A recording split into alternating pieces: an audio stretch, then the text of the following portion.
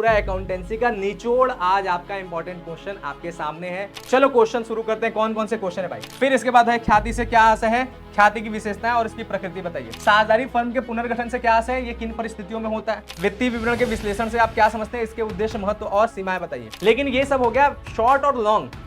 Very short कहां है कि अंतर दिया है लेकिन अंतर किताब में तो था नहीं, अब कैसे लिखा जाए। हेलो दोस्तों, क्या हालचाल। विजय सर आ गए आपके पास और आप लोगों का जो सबसे ज्यादा इंतजार था वो आज का इंतजार जो है पूरा हो गया।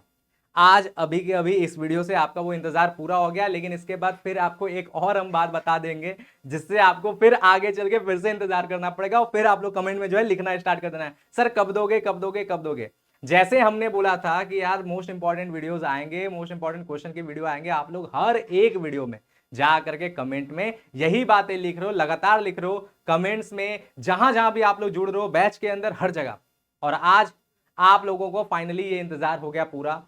अब जो है दे दिया जा रहा है इंपॉर्टेंट, और अब जो है आपके पास जो भी समय होगा आज के आज, जैसे ही आप ये वीडियो लोगे आप क्वेश्चन सारे नोट कर लेना। नोट करते ही आप हर दिन एक क्वेश्चन दो क्वेश्चन करते हुए याद कर देना। एग्जाम से पहले तक इस पूरे क्वेश्चन को जो आज हम आपको देने वाले हैं कम से कम 2-3 बार पूरा अच्छे से जो है रिवाइज भी कर लेना, ताकि ये परमानेंटली दिमाग में बैठ जाए। मान के चलो जैसे हाफ ईयरली में इंपॉर्टेंट से ही सारा का सारा आया था, जैसे आपका प्री बोर्ड जब होगा वहां भी देखना इंपॉर्टेंट से ही आ जाएगा। अगर प्री बोर्ड हो गया होगा तो बात अलग है, और होगा तो देखना इसी में से आएगा। और फाइनल में भी देखना आपके सारे क्वेश्चंस इसी में से मिलने वाले हैं। और पूरा का पूरा अकाउंटेंसी, पूरा का पूरा अकाउंटेंसी सिर्फ 32 प्रश्न में 32 क्वेश्चंस, सिर्फ 32 प्रश्न में सिर्फ और सिर्फ 32 क्वेश्चंस, इसमें आपका पूरा का पूरा अकाउंटेंसी हो जाएगा खत्म। और ये जो है किसके लिए इंपॉर्टेंट है, तो ये इंपॉर्टेंट है बोर्ड 2026।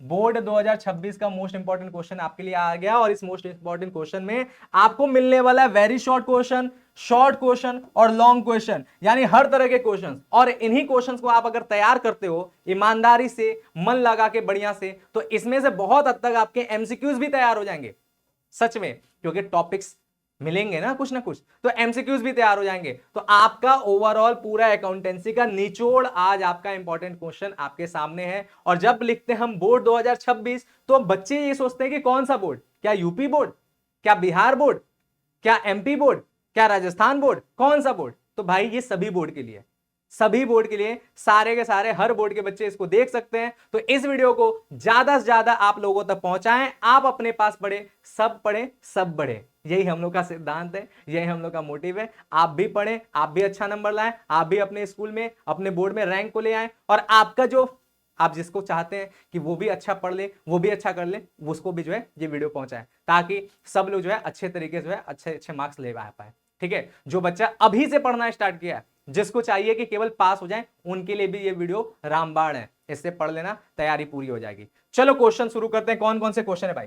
तो देखो यहां पर हम जो अभी क्वेश्चंस दे रहे हैं इसमें सारे क्वेश्चंस मिले हुए हैं, यानी इसमें से शॉर्ट भी आ सकता है, वेरी शॉर्ट भी आ सकता है और लॉन्ग भी आ सकता है। लेकिन जनरली अभी यहां पर जो क्वेश्चन है वो शॉर्ट और लॉन्ग के क्वेश्चन है। क्या क्वेश्चन है देखो, तो यहां पर बोला जाता है क्या कि गैर लाभकारी संस्थाओं से क्या आशय है, इसकी विशेषताएं बताइए और इनके द्वारा रोकड़ भई अपनाए जाने के कारण बताइए। पहला क्वेश्चन ये। दूसरा क्वेश्चन यहां पर है कि प्राप्ति भुगतान खाता तथा आय व्यय खाता का आशय और विशेषता। आशय और विशेषता किसी एक खाते का पूछ सकता है या दोनों का एक साथ भी पूछ सकता है। जनरली क्या होता है, प्राप्ति भुगतान खाता उसकी विशेषता या आय व्यय खाता उसकी विशेषता, ऐसे करके पूछता है। तो अपने आप में ये 2 क्वेश्चन हो गया। और प्राप्ति भुगतान खाता और रोकड़ भई में अंतर, और आय व्यय खाता और लाभ हानि खाता में अंतर, इन दोनों में से कोई एक समझ लो, हर बार क्वेश्चन पूछा जाता है। लेकिन ये सारे क्वेश्चन किन के लिए इंपॉर्टेंट है? बिहार बोर्ड में, क्योंकि बिहार बोर्ड में अभी भी अलाभकारी संस्थाओं के लेके चैप्टर है। ठीक है, जैसे ही इसको खत्म होगा, जैसे ही साझेदारी स्टार्ट हो जाएगा, वो सबके लिए इंपॉर्टेंट हो जाएगा। ठीक है बात। फिर इसके बाद आ जाता है, यहां तक बिहार बोर्ड के बच्चों के लिए था, अब यहां से साझेदारी स्टार्ट हो गया। तो बोलता है साझेदारी से क्या है, इसकी विशेषता। ठीक है, फिर उसके बाद समान साझेदारी और सीमित साझेदारी में अंतर। ठीक है, सीमित दायित्व वाली साझेदारी भी इसको बोलते हैं, इसमें अंतर। फिर साझेदारी संलेख से क्या इसके अभाव में लागू होने वाले नियम।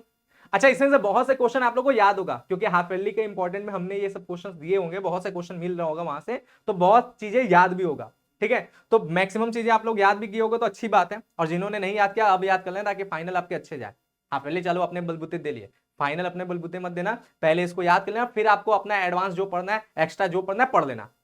ठीक है, एक्स्ट्रा जो भी पढ़ना है पढ़ लेना, लेकिन पहले इसको जरूर याद करना, ये आपके लिए बहुत जरूरी है। ठीक, तो ये बात हो गया। फिर स्थायी पूंजी पद्धति और परिवर्तनशील पूंजी पद्धति में का आशय और अंतर दोनों, आशय अंतर दोनों आ सकते हैं, क्योंकि ये वेरी शॉर्ट में पूछा जाता है आशय, और अंतर जो है शॉर्ट या लॉन्ग में पूछा जाएगा।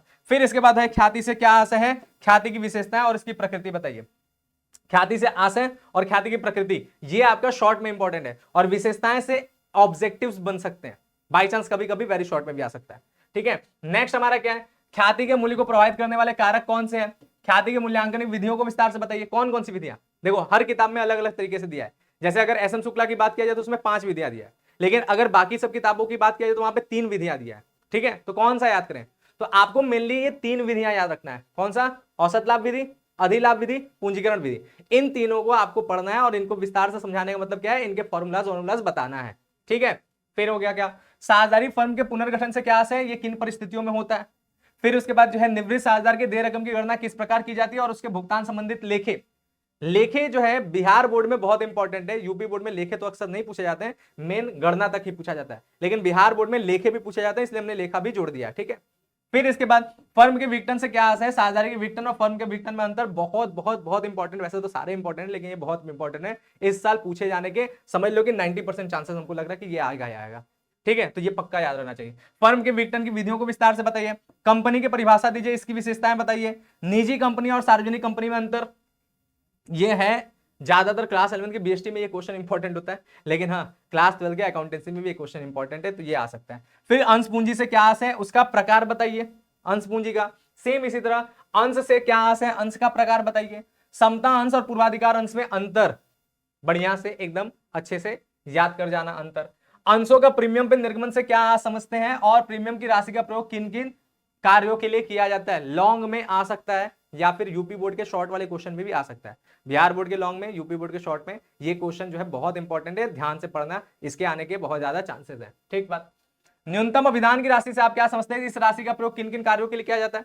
अब देखो ये जो दोनों जो क्वेश्चन है किन किन कार्यों के लिए किया जाता है, ये एमसीक्यूज में भी आपकी हेल्प करेंगे। ठीक है, तो इसीलिए हमने बोला ना, जब इसको तैयार करोगे तो अकाउंटेंसी का आपका वेरी शॉर्ट भी तैयार होगा, शॉर्ट भी तैयार होगा, लॉन्ग तो तैयार होगा, इसके साथ साथ एमसीक्यूज भी बहुत हद तक तैयार हो जाएगा। फिर इसके बाद क्या है, ऋण पत्र से क्या है, इसके प्रकार बताइए। अंश और ऋण पत्र में अंतर बताइए। ऋण पत्र के शोधन की विधियों की व्याख्या कीजिए। और उसके बाद कंपनी की आर्थिक चिट्ठा और उसके लाभ हानि विवरण का प्रारूप दीजिए, यानी आपको पूरा प्रारूप पढ़ लेना है, या तो कंपनी का चिट्ठा या तो कंपनी का लाभ हानि, इन दोनों में से किसी एक का प्रारूप हर साल पूछा जाता है। और ज्यादा किसका पूछा जाता है, तो ज्यादा बैलेंस शीट का पूछा जाता है। ठीक है, लेकिन आप दोनों याद करना। वित्तीय विवरण के विश्लेषण से आप क्या समझते हैं, इसके उद्देश्य, महत्व और सीमाएं बताइए। उद्देश्य, महत्व और सीमाएं, 3 चीजें हैं, छोटा छोटा टॉपिक इसलिए एक साथ दिए हैं। उद्देश्य और महत्व दोनों एक साथ पूछ सकता है, या महत्व और सीमाएं दोनों एक साथ पूछ सकता है, तो ये आप याद कर लीजिएगा। फिर इसके बाद हमारा नेक्स्ट क्या है, नेक्स्ट है वित्तीय विवरण विश्लेषण के प्रकार बताइए। फिर इसके बाद वित्तीय विवरण विश्लेषण की तकनीक बताइए। फिर इसके बाद अनुपात विश्लेषण से क्या है, इसके उद्देश्य, महत्व और सीमाएं बताइए। और फिर इसके बाद क्या है, रोकड़ प्रवाह विवरण से आप क्या समझते हैं, रोकड़ प्रवाह विवरण तथा कोष प्रवाह विवरण में अंतर बताइए। और लास्ट हमारा क्या है, कम इंपॉर्टेंट है लेकिन इंपॉर्टेंट ये भी है, रोकड़ बजट और रोकड़ प्रवाह में अंतर बताइए। तो ये 32 क्वेश्चन आपके मोस्ट इंपॉर्टेंट क्वेश्चन हो गए, बहुत बहुत बहुत ज्यादा इंपॉर्टेंट हो गए, मतलब इसी में से समझ लो आ जाएगा सब, ऐसा टाइप का। लेकिन इसके अलावा कुछ क्वेश्चन ये भी हैं जो थोड़े कम इंपॉर्टेंट है। जैसे क्या क्वेश्चन है भाई, कुछ क्वेश्चन कम इंपॉर्टेंट, जैसे पहला क्वेश्चन, वित्तीय विवरण से क्या आशय है, इसका उद्देश्य और विशेषताएं बताइए। यानी ये 32 को पहले पूरा एकदम अच्छे से याद कर लेना, फिर इन 3 को भी याद कर लेना, पहले इनको ध्यान से याद कर लेना, फिर जाके इसको जरूरत पड़ेगा तो याद कर लेना। ठीक है, इस 32 में से ज्यादा फंसेगा, इसमें से भी कुछ फंस सकता है, इसलिए इसको भी हमने अलग से दे दिया है। तो वित्तीय विवरण से क्या आशय है, इसका उद्देश्य और विशेषताएं बताइए। वित्तीय विवरण का महत्व और सीमाएं बताइए। और फिर इसके बाद क्या है, तुलनात्मक वित्तीय विवरण और समान आकार के विवरण, इन दोनों का आशय और इन दोनों का लाभ और हानि। ये क्वेश्चन बहुत ही कम इंपॉर्टेंट है, आशय तो पूछा जा सकता है लेकिन इनके लाभ और हानि बहुत कम पूछने का चांसेस है। लेकिन फिर भी हमने दिया, क्या लिखा है हमने यहाँ पे, साफ साफ लिखा है कि कम इंपॉर्टेंट। ठीक है, ये कम महत्वपूर्ण है। आप जब 32 पूरा पढ़ लेना, फिर इसको आप जो है एक्स्ट्रा के तौर पे पढ़ लेना। लेकिन ये सब हो गया शॉर्ट और लॉन्ग। वेरी शॉर्ट कहां है, तो वेरी शॉर्ट आपका यहां है। वेरी शॉर्ट में क्या है भाई, वेरी शॉर्ट के क्वेश्चन 2 वर्गों में हमने बांट दिया। एक, वेरी शॉर्ट में ज्यादातर पूछा जाता है आशय, ठीक है, तो ये हमारे आशय वाले शब्द हैं, इन सबका आशय पढ़ना है। और दूसरा पूछा जाता है अंतर, तो यहां पर हमने जो लिखा है ये सब अंतर वाले चीजें हैं। ठीक है, जैसे अगर आशय की बात किया जाए तो आशय में कौन कौन सी चीज का आशय पूछा है, चंदा, दान, वसीयत, समर्पित निधि, जिसे आधार कोष भी बोलते हैं, मानदेय, पूंजी कोष। ठीक है, यहां तक जो है ये हमारा अलाभकारी संस्थाओं के लिए, यानी बिहार बोर्ड के लिए। इसके बाद सारे बोर्ड के लिए, जैसे लाभ हानि नियोजन खाता, लाभ पर प्रभार क्या होता है, लाभ का विनियोजन क्या होता है, नया अनुपात क्या है, त्याग अनुपात क्या है, लाभ प्राप्ति अनुपात क्या है, पुनर्मूल्यांकन खाता क्या है, कर्मचारी क्षतिपूर्ति संचय क्या है, विनियोग उच्चावचन कोष क्या है, वसूली खाता क्या है, खेद पत्र क्या होता है, अवशिष्ट याचना क्या होता है, अग्रिम याचना क्या होता है, अंशों का हरण क्या होता है, अंशों का समर्पण क्या है, बोनस अंश किसे कहते हैं, अधिकार अंश किसे कहते हैं, स्वेद स्वेद समतांश, स्वेद समतांश जिसको हम लोग क्या कहते हैं, स्वीट इक्विटी शेयर। ठीक है, तो ये क्या होता है, संपार्श्विक ऋण पत्र, संपार्श्विक ऋण पत्र किसे कहते हैं, संपार्श्विक ऋण पत्र का होता है मतलब ऐसा ऋण पत्र जिसे हम लोग सहायक प्रतिभूति के लिए निर्मित करते हैं। ठीक है, तो ये पूछा है। और फिर उसके बाद सभी लेखांकन अनुपात के आशय और आदर्श अनुपात, ये अकाउंटिंग रेशियो जो है उस चैप्टर का है, सभी के सभी जितने भी अकाउंटिंग रेशियो सबके आशय पढ़ लेना, क्योंकि उनमें से कौन सा पूछ देगा कोई भरोसा नहीं, जिसमें से 13 ठो मोस्ट इंपॉर्टेंट है, 13 ठो। तो 13 में हमने जितना पढ़ाया, अगर आप मेरे बैच से पढ़ रहे हो तो आपको पता होगा कि कौन से 13 है, वही 13 के तरफ पढ़ लेना, उसके आशय और उसका जो है आदर्श अनुपात, जिनका आदर्श अनुपात है उन्हीं का, सबका तो है नहीं, तो वो पढ़ लेना। ठीक है, और अंतर में बोला जाए किसका, लाभ पर प्रभार और लाभ का विनियोजन, इन दोनों में अंतर। ठीक है, उसी तरह त्याग अनुपात और लाभ प्राप्ति अनुपात, इन दोनों में अंतर। उसी तरह अवशिष्ट याचना और अग्रिम याचना, इन दोनों में अंतर। उसी तरह अंशों का हरण और अंशों के समर्पण, इन दोनों में अंतर। ये अंतर आप जो है वेरी शॉर्ट के लिए याद कर लेना। अब एक समस्या और होता है जिसको हम यही वीडियो में बता दे रहे हैं, अलग से कोई वीडियो आपको दोबारा ना देखना पड़े, इसीलिए कि कभी कभी ऐसे अंतर होते हैं जो आपकी किताबों में नहीं मिलते हैं और वो वेरी शॉर्ट के अंदर दिया रहता है। जैसे यूपी बोर्ड का जो वेरी शॉर्ट है, बिहार बोर्ड में वही शॉर्ट क्वेश्चन कहलाता है, इसीलिए बोलना है।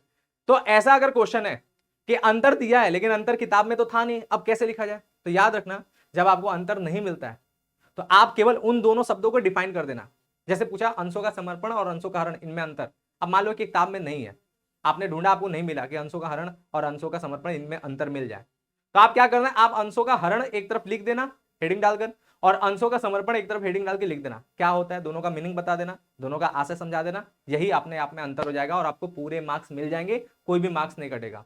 तो ये भी एक तरीका होता है, तो इस तरीके से आप ये भी समझ सकते हो। तो ओवरऑल आपको हमने इंपॉर्टेंट क्वेश्चन दे दिया, अभी के अभी बैठ जाओ, लग जाओ सभी लोग, और कमेंट्स में फटाफट लिखना स्टार्ट कर दो कि कौन कौन आज से अभी से पढ़ना स्टार्ट करेगा। दूसरी बात, अब अगली वीडियो को हमने बोला ना कि उसके लिए इंतजार करना है, तो अगली वीडियो आपको किस चीज के लिए मिलने वाला है, अगला वीडियो आपको इस टॉपिक पे मिलने वाला है कि आपका जो है बोर्ड एग्जाम में वेरी शॉर्ट को कितने शब्दों में लिखना चाहते हैं और किस प्रकार से लिखा जाता है। फिर उसके बाद अगली वीडियो मिलेगा शॉर्ट क्वेश्चन को कितने शब्दों में लिखा जाता है और किस प्रकार से लिखा जाता है। और फिर उसके बाद अगली वीडियो मिलेगा कि लॉन्ग क्वेश्चन को किस प्रकार से लिखा जाता है और कितने शब्दों में लिखा जाएगा, ताकि आप लोगों को पूरा बाकायदे पेपर्स लिखने भी आ जाए। क्योंकि देखो सिर्फ याद करने से महत्वपूर्ण नहीं है, सिर्फ याद कर लेना ही बड़ी बात नहीं है, लिखने भी आना चाहिए। ठीक है, प्रेजेंटेशन भी सबसे ज्यादा इंपॉर्टेंट होता है बोर्ड में नंबर पाने के लिए। तो चलो मिलेंगे हम लोग नेक्स्ट वीडियो में, तब तक के लिए थैंक यू, बाय, जय हिंद।